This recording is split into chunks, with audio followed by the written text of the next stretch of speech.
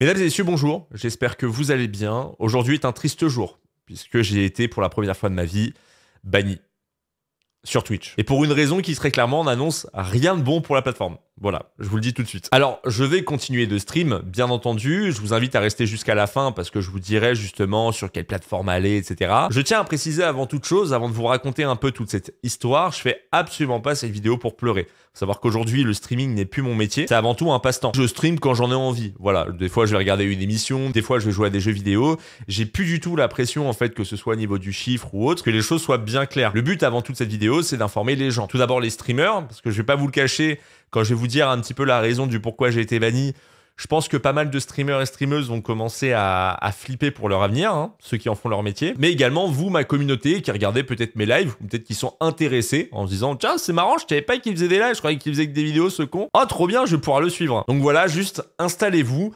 Laissez-moi vous raconter une petite histoire. Hier, je me suis dit, putain, j'ai trop envie de faire un petit live, tu vois, parler avec ma communauté et tout, passer un bon moment, se divertir. Et je me suis dit, en plus, trop cool, parce qu'il y a une émission de télévision où la saison 3 vient de sortir. Et comme on avait déjà fait les 2 premières saisons en live sur Twitch, bah, ça pourrait être cool de la regarder avec ma communauté. Faut savoir que moi, je fais partie des gens, je ne regarde pas les émissions de télé chez moi tout seul. Je n'aime pas ça. Par contre, j'adore faire ça en live parce que je trouve que c'est beaucoup plus rigolo quand t'es là, tu sais, t'as 300, 500 personnes avec qui réagir. Je sais pas, il y a un truc qui est cool. Et d'ailleurs, c'est pas pour rien qu'autant de streamers aujourd'hui font de la React, parce que c'est quand même un concept qui est fun. Soyons honnêtes. Même s'il y en a certains qui n'aiment pas et je comprends parfaitement. Et l'émission s'appelle « Et si on se rencontrait ?» Alors, je vais pas vous faire le speech parce que c'est pas du tout le sujet de cette vidéo, mais c'est une émission de télévision que je trouve très con. C'est parfait. Pour le live, c'est parfait parce que c'est une émission de télévision à la con où on peut tous rigoler, chacun dans notre coin et tout avec le chat. Bref, il y a aucun problème, je regarde cette émission de télévision, tout se passe comme d'habitude, hein, voilà, j'ai envie de te dire. En plus, c'est une émission de télévision qui gagne en popularité parce que même des gros streamers ont commencé à faire des lives sur cette émission de télé. Et quand je parle de gros streamers, c'est quand même 2, 3, voire 5000 viewers.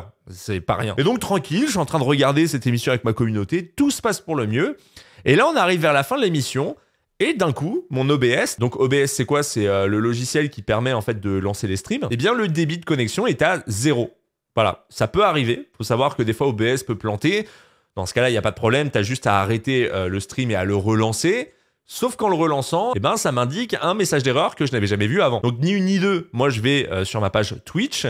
Et là, ça me demande de me connecter. Chose qui est aussi très bizarre parce que bah j'étais déjà connecté puisque j'ai lancé le live. Et quand j'essaie de me connecter, j'ai un message d'erreur qui apparaît qui me dit votre compte est actuellement suspendu. Pour obtenir plus d'informations sur vos sanctions ou pour déposer un appel, veuillez consulter le portail des appels. Là, tu sais que c'est pas bon. Là, tu sais que tu t'es pris quelque chose qui fait pas plaisir. Donc moi, bah logiquement, je vais cliquer sur le lien qui me permet d'aller dans l'onglet Appel Twitch. Et là, ça me dit votre compte est suspendu suite à une notification d'IMCA. Alors, si vous ne savez pas ce qu'est le DMCA, pour faire très simple, c'est le Digital Millennium Copyright Act. Ouais. Enfin, si vous préférez, c'est les droits d'auteur en français. En gros, pour faire simple, j'étais en train de regarder une émission de télé, donc je n'avais pas les droits, comme absolument tous les streamers qui regardent des émissions de télé. Ça n'a pas dû plaire à la boîte de production, qui a envoyé directement un message à Twitch, qui a banni ma chaîne. En gros, pour faire très simple, je me suis fait instantanément ban par Twitch pour droit d'auteur. Alors, je tiens à préciser quelque chose, parce que c'est important de le dire, peut-être que certains ne savent pas, je vais pas faire genre « Ouais, c'est pas normal, je me suis fait bannir », je le savais.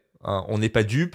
On sait tous que quand on regarde une émission de télévision ou quand on regarde par exemple un youtubeur ou une youtubeuse, concrètement, on n'a pas le droit à la citation. Hein. C'est légalement, on peut se faire attaquer pour droit d'auteur. C'est comme ça. Sauf que généralement, c'est toléré. Par exemple, le youtubeur ou la youtubeuse ou même ceux qui ont les droits pour l'émission de télévision, ils vont se dire bon, ça fait quand même de la publicité, tu vois. C'est-à-dire que bah, les gens découvrent un créateur. Je pense par exemple à Feldup. Il y a une période justement où pas mal de streamers regardaient ses vidéos, bah ça lui a fait quand même une plutôt bonne pub. Voilà. Même si lui après a le droit d'accepter ou non cette publicité, attention. Mais comme ça fait de la publicité, bah souvent tu vas pas être relou avec les droits d'auteur. Sauf que là, on parle de boîtes de production telles que M6. Et si à l'époque M6 était tolérant, eh ben j'ai bien l'impression qu'aujourd'hui, ils le sont quand même beaucoup moins. Et je peux vous assurer que si ce genre de ban commence à arriver, alors moi ça va, c'est un passe-temps, mais ceux qui en font leur métier, c'est-à-dire que la React a par exemple un énorme impact sur des chaînes Twitch. Et de voir qu'on commence à se prendre des bans directement dès qu'on regarde une émission de télé, je pense que bah il y en a beaucoup qui vont commencer à se dire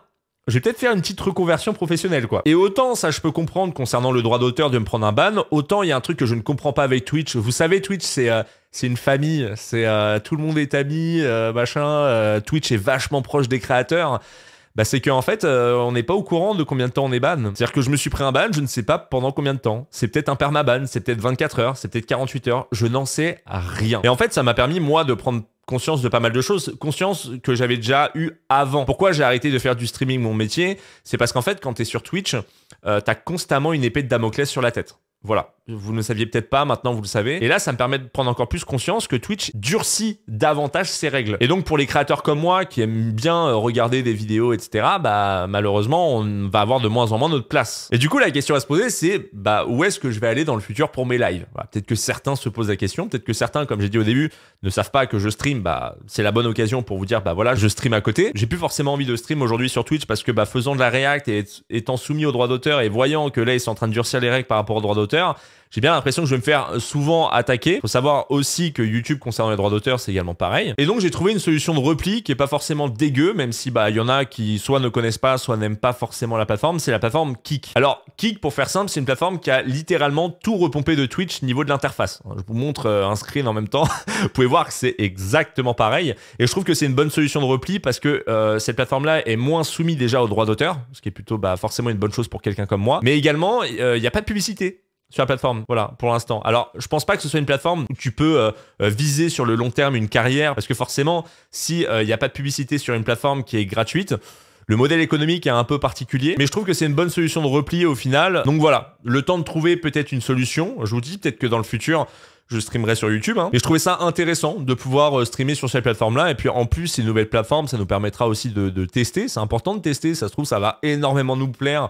C'est la révélation de l'année, Kick, incroyable. Quoi qu'il arrive, le lien est en description si ça vous intéresse. En plus, c'est très rapide de créer un compte. C'est littéralement comme Twitch, donc bah, vous serez pas du tout dépaysé. Je tiens quand même à préciser quelque chose. Je vous oblige absolument pas à créer un compte ou à me suivre sur Kick. Moi, j'ai juste essayé de trouver une solution de repli et je trouve que c'est la solution la mieux adaptée. Voilà. Si vous n'aimez pas la plateforme, je peux parfaitement comprendre.